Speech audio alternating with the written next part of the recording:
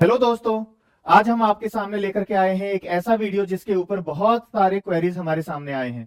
लगातार पेरेंट्स हमसे ये क्वेश्चंस कर रहे हैं, उनके भी ये बहुत ज्यादा जेन्युइन डाउट्स हैं और स्टूडेंट्स तो हमारे सामने एक सवाल पूछते ही आ रहे हैं क्योंकि ये अभी एडमिशन का टाइम भी चल रहा है। तो चलिए इसको एड्रेस करते हैं कि डमी स्कूल और रेगुलर स्कूल क्या चूज करना चाहिए। आप अगर जेईई और नीट एस्पिरेंट हैं तो क्या ऐसे कौन से कंडीशन होंगे जिसमें आपके लिए डमी स्कूल ज्यादा फेवरेबल होगा और किस कंडीशंस में आपको डमी स्कूल अवॉइड करना चाहिए। तो चलिए देखते हैं कि इसके रिस्क और रिवॉर्ड क्या है डमी स्कूल चूज करने के। सबसे पहले तो कि सबसे पहला सवाल यही है कि क्या एक स्टूडेंट खुद को स्कूल से बेटर मैनेज कर सकता है। ओके, अगर हम बात करें क्लास 1, 2, 3, 4, 5, 6 से लेकर के क्लास 10 तक, देन तब तो कोई बात ही नहीं है, आपके लिए स्कूलिंग बहुत ही ज्यादा जरूरी हो जाती है क्योंकि वो एक ऐसा फेज है जो आप में डिसिप्लिन भी इनकलकेट करता है, सिर्फ और सिर्फ पढ़ाई, नॉलेज और कंसेप्ट्स ही नहीं, आपका सेल्फ कॉन्फिडेंस डिफाइन करता है। स्टूडेंट्स कम्युनिटी का आप पार्ट होते हैं, आपका फ्रेंड सर्कल अच्छा होता है, आपका सोशल सर्कल अच्छा होता है, आपका कम्युनिकेशन स्किल एनहेंस होता है, आपका कॉन्फिडेंस बढ़ता है, आप लोगों से इंटरेक्ट करते हैं, आप पढ़ाई के अलावा भी बहुत कुछ सीखते हैं, आपकी पूरी पूरी पर्सनैलिटी शेप होती है स्कूल में। तो इसलिए जहां तक बात क्लास 10 तक है तो आपके लिए स्कूलिंग तो जरूर ही करना चाहिए क्योंकि उस स्टेज पर आप अभी उस सिचुएशन में भी नहीं है कि आप ये जज कर सके कि आपके लिए डमी स्कूल बेटर होगा या नहीं, और अगर आप डमी स्कूल लेंगे तो आप करेंगे क्या, राइट। तो क्लास 10 तक की तो बात ही खत्म है। अब जब हम बात क्लास 11th एंड 12th की करते हैं तो ऐसे बहुत सारे केसेस आए हैं जिनमें जब भी रिजल्ट अनाउंस होता है तो टॉपर्स ये बोलते हैं कि नहीं, हमने तो कोटा गए थे, हमने बस डमी स्कूलिंग ले लिया, हमने अलग से हमने स्कूलिंग किया, कोचिंग इंस्टीट्यूट ने हमारे स्कूलिंग को संभाल लिया। तो क्या ये वर्क करेगा आपके केस में भी, राइट। ठीक है, उनके केस में वर्क किया, जैसे तैसे वर्क किया, बट क्या ये आपके केस में भी वर्क करेगा? तो चलिए उस पर थोड़ा ज्यादा बेहतर और ज्यादा डिटेल में डिस्कशन करते हैं। ठीक है, सवाल जैसा कि मैंने कहा कि यही आ जाती है कि आप क्या खुद को स्कूल से ज्यादा बेहतर तरीके से मैनेज कर सकते हैं? क्या आप इतने ज्यादा सेल्फ डिसिप्लिन्ड हैं? क्योंकि अगर आप सेल्फ डिसिप्लिन्ड ही नहीं हैं तो कोई फायदा नहीं है, तब तो आपको सीधे सीधे रेगुलर स्कूलिंग में ही जाना चाहिए, इसी बहाने आप कुछ तो पढ़ाई करेंगे। अगर आप सेल्फ डिसिप्लिन नहीं है, अगर आपका स्ट्रक्चर खराब है, अगर आपका एक टाइम टेबल खराब है, आपके सोने उठने का जो टाइम है वो आपको नहीं पता, आप मोबाइल से एडिक्टेड हैं, तब तो आप सारा का सारा टाइम या तो मोबाइल में लगे रहेंगे, या आप सोशल मीडिया में वेस्ट करेंगे, या फिर आप सोते रहेंगे।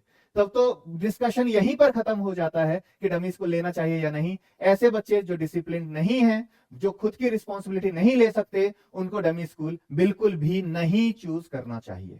ओके, चलिए थोड़ा और अगर हम डिस्कशन करें इस पॉइंट पर, तो डमी स्कूल है क्या? आप में से जितने लोगों को ज्यादा जानकारी नहीं है डमी स्कूल की, तो उनके लिए डमी स्कूल एक ऐसा स्कूल का स्ट्रक्चर है जिसमें अटेंडेंस के उतने स्ट्रिक्ट क्राइटेरिया नहीं होते जितने नॉर्मल स्कूल्स में होते हैं, या फिर बोर्ड के जो अटेंडेंस के क्राइटेरिया हैं उनको बहुत स्ट्रिक्टली फॉलो नहीं किया जाता। तो स्टूडेंट को स्कूल में एनरोल तो किया जाता है, लेकिन regular classroom attendance is not mandatory. Okay, उनका जो प्रैक्टिकल्स है वो भी मैनेज कर लिया जाता है, और school time to time student के साथ कम्युनिकेट करती रहती है कि उनका प्रैक्टिकल मैनेज हो सके। ओके, नाउ जब आप इस पूरे सिस्टम को रिप्लेस कर रहे हैं तब आपके सामने क्या क्या चैलेंजेस आते हैं। सबसे पहली चीज तो यह है कि आप रिप्लेस कर ही क्यों रहे हैं। ठीक है, उस पर भी हम डिस्कशन करेंगे और हम देखते हैं कि क्या क्या चैलेंजेस होते हैं। ओके, कि सबसे पहले स्टूडेंट चूज क्यों करते हैं? कोई चैलेंजेस है तभी तो स्टूडेंट चूज करेंगे ना, वरना फिर स्टूडेंट क्यों ही चूज करेंगे इस सिस्टम को, राइट। तो स्टूडेंट क्यों चूज करते हैं? डमी स्कूल आपका जो स्कूल का जो टाइम है और ट्रेवल का जो टाइम है वो बचा लेता है।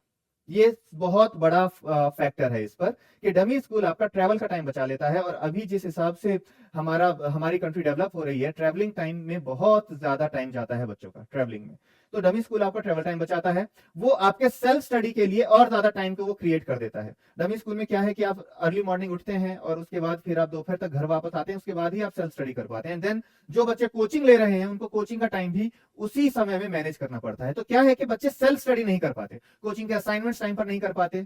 ओके, और जिसकी वजह से उनका बैकलॉग पाइल अप होता रहता है। जब बच्चे मॉक टेस्ट देना शुरू करते हैं, तो अगर जो बच्चे डमी स्कूल में एनरोल्ड हैं, वो मॉक टेस्ट बहुत बेहतर तरीके से दे सकते हैं, वो मॉक टेस्ट को बहुत अच्छे से वो एनालाइज कर सकते हैं, और उन्हें लगता है कि जब टॉपर्स ही यही सिस्टम फॉलो कर करके जब टॉपर बने हैं, तो ये काम हम क्यों नहीं कर सकते, राइट। वो उनके अपने टाइम टेबल के साथ ज्यादा फ्लेक्सिबल हैं, वो अपने सोने और जागने का टाइम भी डिफाइन कर सकते हैं, तो जिसकी वजह से उनका जो कॉम्पिटेटिव परफॉर्मेंस है वो एनहेंस होता है, और काफी ज्यादा एनहेंस होता है, ठीक है। लेकिन जो इसके फायदे हैं वो उन्हीं स्टूडेंट्स तक हैं जो स्टूडेंट सेल्फ डिसिप्लिन है, राइट। बहुत ज्यादा फोकस्ड प्रिपरेशन टाइम है उनका, स्टडी शेड्यूल बहुत ज्यादा फ्लेक्सिबल है, ट्रैवल फटीग बहुत ज्यादा कम है, मतलब ट्रैवल टाइम उनका बहुत ज्यादा बचता है, थकान नहीं होती, जिसकी वजह से वो और ज्यादा फोकस होकर वो तैयारी कर सकते हैं। टेस्ट एनालिसिस बेटर होता है, वो रिवाइज बेहतर कर सकते हैं, और जो उनका जो कोचिंग का जो स्केड्यूल है उसके हिसाब से वो अपने स्केड्यूल को वो बना सकते हैं, ठीक है। नाउ जो नुकसान है इसके, ये सबसे बड़ा फैक्टर है। देखिए, फायदे तो अलग हैं डमी स्कूल के, फायदे इज अ डिफरेंट थिंग, लेकिन आपको यह भी देखना होगा कि उसके नुकसान कितने हैं, क्योंकि उसके नुकसान काफी ज्यादा हैं। ओके, अगर सेल्फ डिसिप्लिन नहीं है, अगर स्कूल का स्ट्रक्चर बेहतर नहीं है, तो फिर आपका रूटीन पूरी तरीके से कोलैप्स कर जाएगा। कम से कम जब स्कूल स्ट्रक्चर होता है तो आपका रूटीन एक बना तो रहता है, भले ही फोर्स्ड रूटीन हो, बट वो बना रहता है। लेकिन अगर आप में सेल्फ डिसिप्लिन नहीं है और ये फोर्स्ड रूटीन भी नहीं है, तो आपका जो स्ट्रक्चर है, जो आपका रूटीन है, वो पूरी तरीके से कोलैप्स कर जाएगा। आप पढ़ाई नहीं करते, आप मोबाइल में लगे रहते हैं, आप बस सोते रहते हैं, तो आप सेल्फ स्टडी करेंगे ही नहीं। सेल्फ स्टडी नहीं करेंगे तो आपके बैकलॉग्स पाइल अप होते रहेंगे, और अल्टीमेटली एक ऐसा टाइम आता है कि जब उन बैकलॉग्स को कवर करना बहुत ज्यादा मुश्किल हो जाता है, क्योंकि इतने ज्यादा बैकलॉग पाइल अप हो जाते हैं। क्लास 12 तक आते आते स्कूल का इतना प्रेशर हो जाएगा, प्रैक्टिकल्स का इतना प्रेशर हो जाएगा कि बच्चे बैकलॉग को फिर टच भी नहीं कर पाते, और उसके बाद जब उनका सेल्फ कॉन्फिडेंस इतना ज्यादा गिर जाता है, तब वो पढ़ाई करना ही छोड़ देते हैं, ठीक है। उसके अलावा जब आपका बोर्ड एग्जाम का जो प्रिपरेशन होना चाहिए, बोर्ड एग्जाम का प्रिपरेशन मतलब जो लिखने की जो प्रैक्टिस होती है, जो आंसर्स लिखने की जो प्रैक्टिस है, वो अफेक्टेड हो जाती है, बच्चे उसको नेग्लेक्ट कर देते हैं, जिसकी वजह से कोई कंसेप्ट, वो अगर उनसे कोई पूछे कि आप इसको एक्सप्लेन कीजिए, वो एक्सप्लेन तो कर पाएंगे, लेकिन अगर एग्जाम पर पर्पस से कोई अगर उनसे कहे कि उस कंसेप्ट को आप बहुत अच्छे से फाइन तरीके से लिखिए, तो वो उसमें बहुत ज्यादा स्ट्रगल करते हैं, जिसकी वजह से उनके बोर्ड मार्क्स भी अफेक्टेड होते हैं।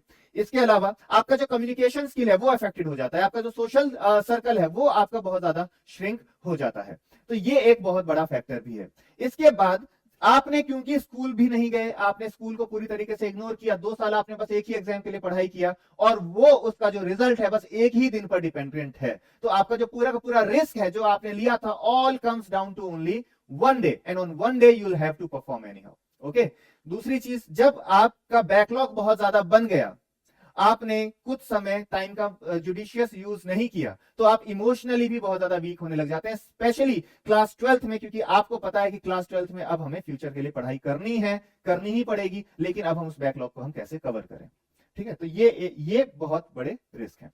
तो ऐसा नहीं है कि डमी स्कूल आपके प्रेशर को रिड्यूस करता है, वो बस प्रेशर को शिफ्ट करता है, ठीक है। पहले क्या है कि आपको स्कूल आपका रूटीन तय करेगा, स्कूल डिसाइड करेगा कि आपको किस टाइम पे स्कूल में होना चाहिए, जिसके बेसिस पे आप अपने उठने का टाइम डिसाइड करेंगे, आप रात में सोने का टाइम आप डिसाइड करेंगे, आपके जो लाइफ है उसमें एक डिसिप्लिन बना रहेगा, आप टीचर्स के साथ इंटरेक्ट करेंगे, आप पीयर्स के साथ इंटरेक्ट करेंगे, आप फ्रेंड्स के साथ इंटरेक्ट करेंगे, राइट।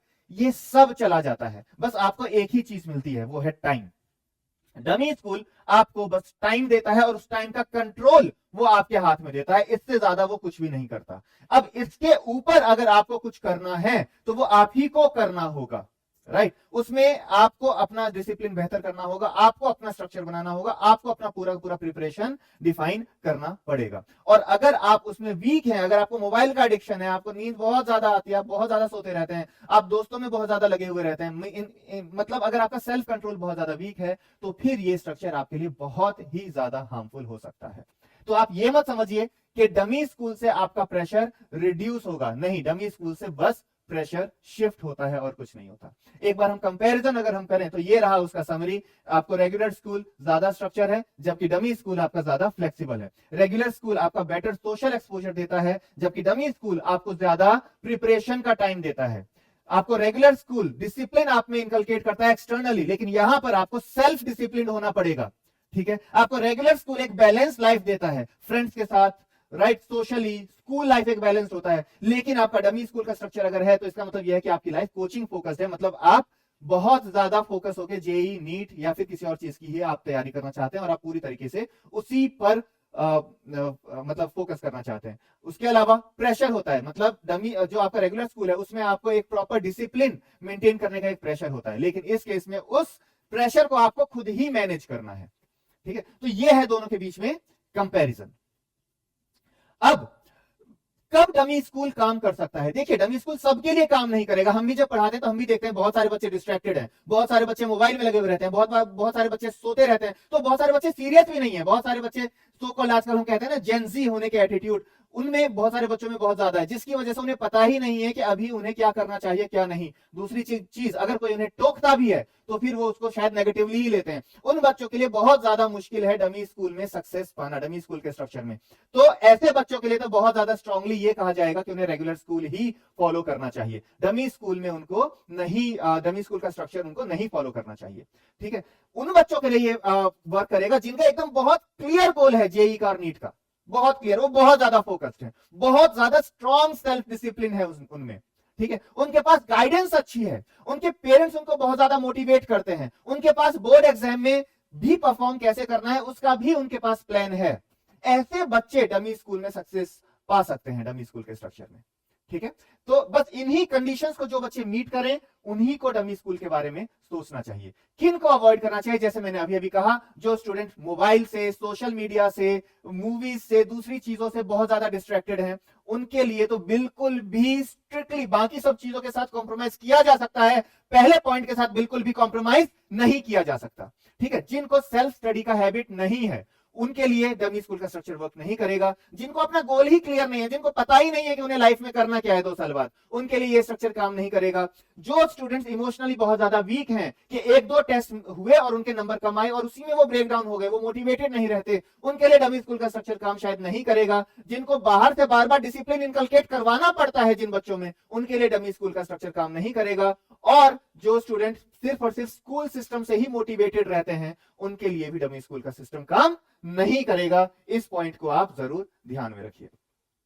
इससे पहले कि आप इसको चूज करें कि आपके लिए क्या बेहतर है क्या नहीं, आप कुछ पॉइंट्स को जरूर ध्यान में रखिएगा कि स्कूल के रूल्स एंड रेगुलेशंस क्या हैं, बोर्ड के क्या क्राइटेरिया हैं, अटेंडेंस को लेकर के और दूसरे चीजों को लेकर के। ठीक है, प्रैक्टिकल्स कैसे होते हैं, प्रोजेक्ट्स कैसे होते हैं। अगर आपने डमी स्कूल में एनरोल किया भी तो आपको इतना तो पता होना चाहिए ना कि वो लोग प्रैक्टिकल्स को कैसे मैनेज करते हैं, वो लोग प्रोजेक्ट्स को कैसे मैनेज करते हैं। आपको भी पता होना चाहिए कि ऐसा कौन सा टाइमलाइन है जो जिसमें आपको प्रैक्टिकल्स पर भी ध्यान देना शुरू करना है, प्रोजेक्ट्स पर भी ध्यान देना शुरू करना है। ठीक है, उसके अलावा आपको जो वीकली टाइम टेबल है, मतलब आप पहले ये चूज करने से पहले आप अपना एक बार टाइम टेबल बनाइए और कुछ समय आप उस टाइम टेबल को फॉलो करने का कोशिश कीजिए। आप 1 हफ्ता, 2 हफ्ता, 1 महीना, क्योंकि सफिशिएंट टाइम पीरियड रहता है क्लास 10th और क्लास 11th के बीच में एडमिशंस में। आप 2 हफ्ता दे सकते हैं, 1 महीना दे सकते हैं खुद के ऊपर। आप अपना टाइम टेबल बना करके आप देखिए कि क्या आप सेल्फ स्टडी कर पा रहे हैं, क्या आप उस टाइम टेबल को फॉलो कर पा रहे हैं। अगर आप कर पा रहे हैं तो इसका मतलब यह है कि आप सोच सकते हैं, अगर आप नहीं कर पा रहे हैं तब आपको वापस सोचना चाहिए रेगुलर स्कूलिंग के बारे में, और वो भी काफी ज्यादा सीरियसली। ठीक है, और उसके अलावा इफ एनीथिंग गोज रॉन्ग, अगर एक ही दिन पर सारी निर्भरता है हमारे फ्यूचर की, अगर उसी दिन कुछ गड़बड़ हो गया तो क्या कोई बैकलॉग है हमारे पास? हाँ, तो वो बैकलॉग भी हमें क्लियर करना है। और आपको हमेशा ये सोचते रहना है कि आप एवरी मंथ, एवरी वीक या एवरी फ्यू मंथ आप रिव्यू कर रहे हैं अपने प्रोग्रेस को। इतना ज्यादा सेल्फ डिसिप्लिन की जरूर जरूरत है। और लास्टली, आप जरूर दूसरे बच्चों से, जो बच्चे उस स्ट्रक्चर में पढ़ चुके हैं, जिन्होंने सक्सेस हासिल किया है और जिन्होंने सक्सेस हासिल नहीं भी कर पाए हैं, उनसे भी आप रिव्यू लीजिए। आप उनसे पूछिए कि इस स्ट्रक्चर के क्या फायदे हैं, क्या नुकसान है, उनसे क्या गलती हुई या उन्होंने क्या अच्छा किया, और उसके बेसिस पर जो चीज आपको सूट करता है आप वैसे ही आप डिसीजन लीजिए। ठीक है, तो फाइनली मैं बस यही कहना चाहूंगा कि डमी स्कूल बस एक टूल है, वो कोई गारंटी नहीं है। ऐसा नहीं कि आपने डमी स्कूल में एनरोलमेंट ले लिया तो अब बस आपका एग्जाम निकल जाएगा, अब बस लाइफ में सब कुछ अच्छा हो जाएगा। नहीं, dummy school is just a first step. उसके बाद आप कैसा करते हैं अपने regular day to day life में, आप अपने रूटीन को कितने अच्छे से फॉलो करते हैं, आप कितने ज्यादा डिसिप्लिन रहते हैं, उस पर ही निर्भर करेगा आपका success. Okay, it rewards focus, okay, but it also increases responsibility. एक बात ध्यान रखिए, एक मूवी है उसमें एक डायलॉग है, शायद स्पाइडरमैन मूवी है ओल्ड वाली, जिसमें ये डायलॉग है कि with greater powers come greater responsibilities. Okay, तो ये भी एक ऐसी चीज है कि ये, इसको आप फ्रीडम मत समझिए कि मैंने डमी स्कूल में ले लिया तो मुझे फ्रीडम मिल गया। नहीं, इसको आप रिस्पॉन्सिबिलिटी समझिए कि आपने अगर ये एडमिशन लिया है तो इसका मतलब ये है कि आपने अपने फ्यूचर के प्रति एक बड़ी रिस्पॉन्सिबिलिटी अपने ऊपर ली है, आपने अपने पेरेंट्स के एक्सपेक्टेशंस की रिस्पॉन्सिबिलिटी अपने ऊपर ली है, आपने सोसाइटी की रिस्पॉन्सिबिलिटी की, सोसाइटी के सामने आपकी फैमिली अब कैसे देखी जाएगी उसकी रिस्पॉन्सिबिलिटी आपने अपने ऊपर ली है। तो उसके उन सबको ध्यान में रखकर ही आप डिसीजन लीजिए। ये बहुत ज्यादा जरूरी है कि आप खुद को मैनेज कर सकें, ये और आप डिसिप्लिन रह सकें। बिना इसके डमी स्कूल का स्ट्रक्चर आपके लिए काम नहीं करेगा। So that's it for this. आप हमें कमेंट में बताइए कि आपके इस पे क्या विचार हैं, क्या कोई ऐसे पॉइंट है जो हमने मिस कर दिए, तो उसको भी हम डिस्कस करेंगे। आप जरूर हमें बताइए कि इस पर आपका क्या सोचना है। So I will see you in the next video. Thank you very much.